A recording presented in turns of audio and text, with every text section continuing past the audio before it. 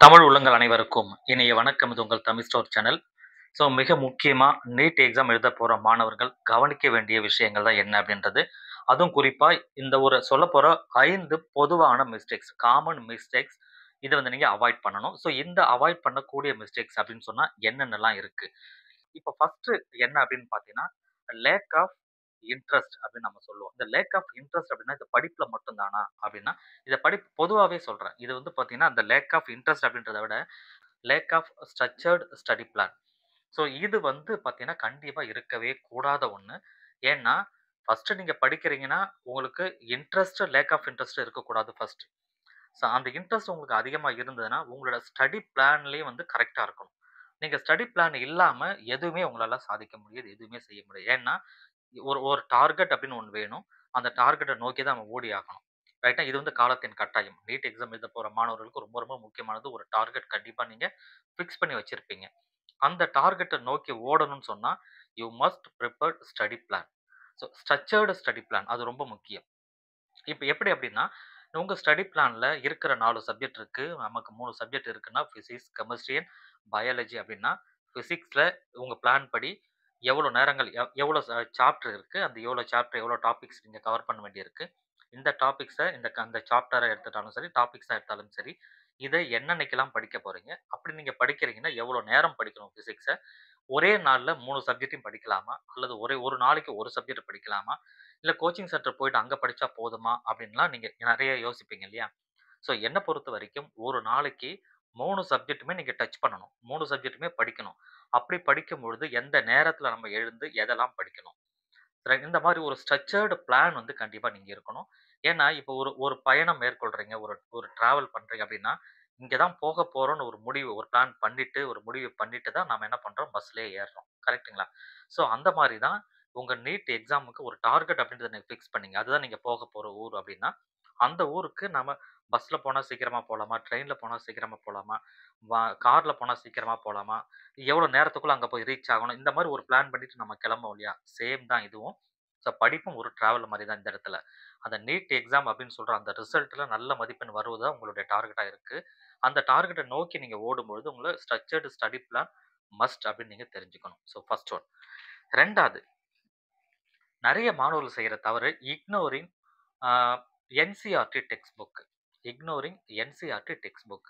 நெறைய மாணவர்கள் செய்ற தவறு அதுதான். என்னன்னா, எதனால இவங்க தவறு செய்றாங்கன்னா, இது வந்து இவங்களோட தவறு கிடையாது.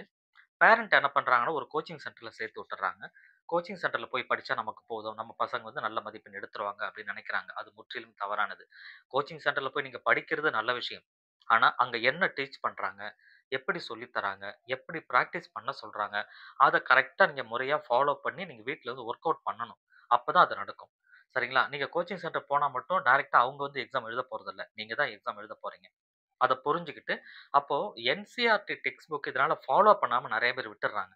ஏன்னா, கோச்சிங் சென்டர் போகும்பொழுது, அந்த கோச்சிங் சென்டர்ல அவங்க குடுக்குற ஒரு ஸ்டடி மெட்டீரியல் இருக்கும் இல்லையா? அத மட்டுமே நெறைய பேர் பிரிப்பேர் பண்ணிட்டு இருப்பாங்க. அது கண்டிப்பா பத்தாது. ஏன்னா, அவங்களுக்கு எக்ஸ்பீரியன்ஸ் இருக்கு, குடுக்குறாங்க தவறில்ல. அத நீங்க படிங்க.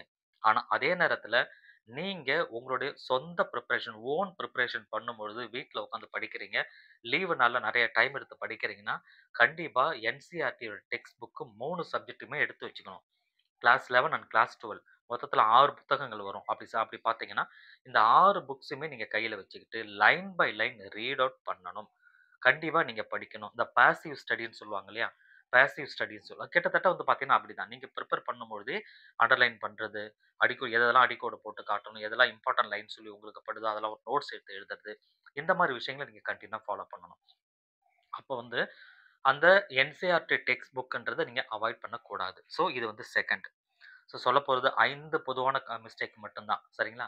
இப்ப 3வது என்ன அப்டின்னா, ஓவர் லுக்கிங் மார்க் டெஸ்ட் அப்டின்னு நம்ம சொல்லுவோம். So over looking mark test அப்டின்னா என்னன்னா, பெரும்பாலும் இதையே வந்து அவாய்ட் பண்றது தான். ஸோ மார்க் டெஸ்ட் வந்து நமக்கு எந்த அளவுக்கு முக்கியம் அப்டின்றது எல்லாருக்குமே தெரியும். ஏன்னா, மார்க் டெஸ்ட் வந்து நீங்க எழுதாம போனீங்க அப்டின்னா, உங்களுக்கு டெஸ்ட்‌க்கு ஒரு எக்ஸ்பீரியன்ஸ் கிடைக்காது. டைம் மேனேஜ்மெண்ட் இந்த இடத்துல வந்து பாதிக்கப்படும். ஸோ டைம் மேனேஜ்மெண்ட்டும் ரொம்ப முக்கியம். நீங்க 3 ஹவர்ஸ் ஒரு எக்ஸாம் எழுத போறீங்கன்னா, அந்த 3 ஹவர்ஸ் பிஃபோரா நீங்க கண்டிப்பா பிராக்டிஸ் பண்ணியிருக்கணும். அந்த பிராக்டிஸ் பண்ற நேரமும் உங்க நீட் எக்ஸாம் எந்த டைம்ல ஸ்டார்ட் ஆகுது? 2 மணிக்கு ஸ்டார்ட் ஆகுதுன்னா மதியம். நீங்களும் அதே 2 மணிக்கு தான் வீட்லயும் படிக்கிறதுக்கு ஸ்டார்ட் பண்ணணும். அதாவது எக்ஸாம் எழுதுறதுக்கு ஸ்டார்ட் பண்ணணும். அந்த மார்க் டெஸ்ட்ட எழுதுறதுக்கு ஸ்டார்ட் பண்ணணும். அப்போ நம்பர் ஆஃப் மார்க் டெஸ்ட்ட நீங்க இன்கிரீஸ் பண்ண கிராஜுவலா உங்களுடைய மதிப்பெண், உங்களுடைய நீட்டோட ஸ்கோர் வந்து இம்ப்ரூவ் ஆகும். இது வந்து மைண்ட்ல வச்சுக்கங்க. அந்த மார்க் டெஸ்ட்ட எழுதும்போது, எழுதி முடிச்சுட்டு நீங்களே கரெக்ஷன் பண்றீங்க. மிஸ்டேக்க ஐடென்டிஃபை பண்றீங்க. நெக்ஸ்ட் டெஸ்ட்ல அந்த மிஸ்டேக்க அவாய்ட் பண்றீங்க. ஸோ இதுதான். ஸோ அதுக்கு தான் மெயினா வந்து மார்க் டெஸ்ட்ட வந்து இன்கிரீஸ் பண்ணணும். மார்க் டெஸ்ட்ட எந்த அளவுக்கு இன்கிரீஸ் பண்றீங்களோ, அந்த அளவு உங்களுடைய நீட் ஸ்கோரும் இன்கிரீஸ் ஆகும்ன்றத நீங்க மைண்ட்ல வச்சுக்கோங்க. இத நீங்க கண்டிப்பா அவாய்ட் பண்ணக்கூடாது. ஸோ அடுத்தது வந்து neglecting revision. So neglecting revision வந்து பார்த்தீங்கன்னா, இதுவும் நெறைய பேர் செய்ற தவறு தான். பொதுவா செய்ற தவறு. ரிவிஷன்ன்றதே பண்றது கிடையாது. அது வந்து ஓரம் தூக்கி வச்சுருவாங்க. ஸோ இந்த மீள் பார்வை அப்படின்னு நம்ம தமிழ்ல அழகா சொல்லுவோம். மீள் பார்வை. திரும்ப திரும்ப பார்க்கறது. அந்த ரிவிஷன் அப்படின்றது ரொம்ப முக்கியம். நீங்க படிக்கிறீங்க. நீங்க படிச்சு முடிக்கிறீங்க. ஒரு சப்ஜெக்ட் படிக்கிறீங்க. பயாலஜில வந்து இருக்கிற சாப்டர் ஒரு 2 சாப்டர் நீங்க முடிச்சுட்டீங்க. கம்ப்ளீட் பண்ணிட்டீங்கன்னா, அத நீங்களா ரிவிஷன் பண்ணணும் இல்லையா? ரிவிஷன் பண்ணா தான் மைண்டுக்கு வரும். ஞாபகத்துக்கு வரும். இப்ப என்னன்னா, இன்னைக்கு உட்கார்ந்து படிச்சு முடிச்சுடுறீங்க.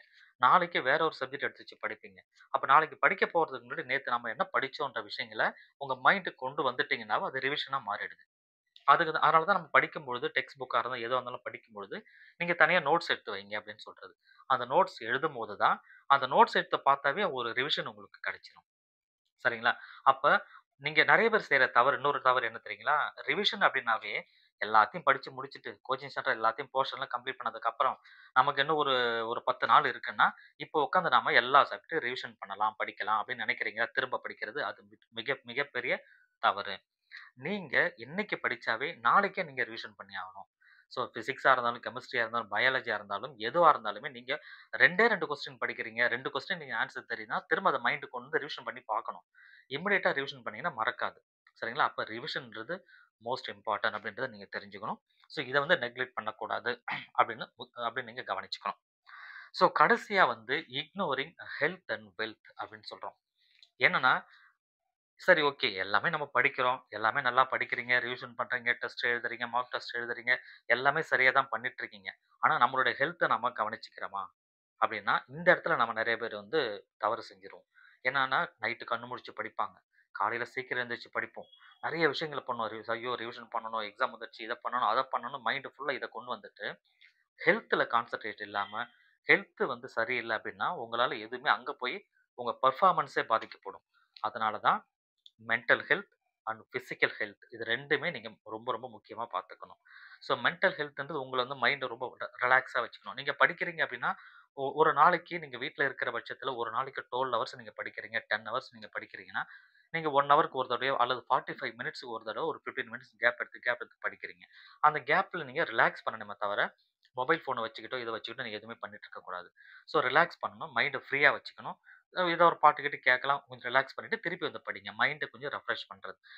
இத மட்டுமே மைண்ட ரெஃப்ரெஷ் பண்ணுமா அப்படின்னா, அது கிடையாது. ஒரு யோகா பண்ணலாம், மெடிடேஷன் பண்ணலாம். இந்த மாரி விஷயங்கள்ல வந்து மைண்ட நமக்கு ரெஃப்ரெஷ் பண்ணும். அதனால அ ஃபுட் நீங்க சாப்பிடுற சாப்பாடு, இதிலயே வந்து ரொம்ப கவனத்த நீங்க செலுத்தணும். அதிக வெஜிடபிள் எடுத்துக்கிட்டு, ஆயில் ஐட்டம் அதிகமா இல்லாம, வெஜிடபிள்ஸ் நெறைய எடுத்துக்கிட்டு, கீரை வகை நெறைய எடுத்துக்கிட்டு, உங்க ஹெல்த்த நீங்க பார்த்துக்கங்க. இந்த அடுத்து வரப்போற 5 மாதங்களுக்கு. அப்படி நீங்க பண்ணாவே உங்களுக்கு mental health and physical health 2மே நல்லா இருக்கும்.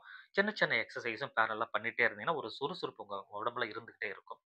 ஸோ மைண்ட்ல படிக்கிறதுக்கு உண்டான அந்த விஷயம் நெறைய நடந்துகிட்டே இருக்கும். ஸோ அப்போ இப்ப நான் சொன்ன இந்த பொதுவான 5 மிஸ்டேக்ஸ நீங்க வந்து கவனிங்க. இத நீங்க செய்றீங்களான்னு பாருங்க. அப்படி செஞ்சுட்டு இருந்தீங்கன்னா, இத கண்டிப்பா நீங்க அவாய்ட் பண்ணுங்க.